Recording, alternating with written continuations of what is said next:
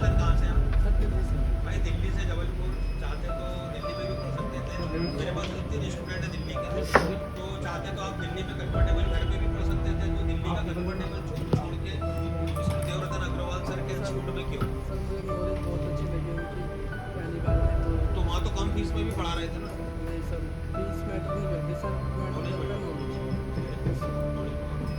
तो चेतन मैं आपसे पूछ सकता हूँ भी काम नहीं करते, ना आप पावर निकालते हो, ना आप सीपीयू निकाल सकते हो, ना आप एमएमसी पे काम कर सकते हो। यूएफएस तो बहुत दुख की बात है। तो जब से आप अगर इस पर आप काम करने लग जाओगे तो आपकी ही कमाई डबल होगी, क्योंकि जब आप सीपीयू वाले सेट नहीं लोगे और आप सिर्फ सीपीयू रिवॉल्व करके भी अगर आप बनाए तो आपकी कमाई में डबल तो होगा ही होगा, प्लस आपका कॉन्फिडेंस भी बढ़ेगा। तो अपने आप को ट्रेन करो, अपने लोगों को ट्रेन करो, और उसके लिए एसर टेलीकॉम सबसे बेस्ट है, क्योंकि हम आपको देंगे 10 साल, हम आपको देंगे गारंटी सीखने की। चौथे दिन में आप लाइव पावर सीपीयू सब लगा कर बैठोगे, प्लस आप आईसीयू का नॉलेज लोगे, हमसे लोगे सर्किट डायग्राम, वो भी हम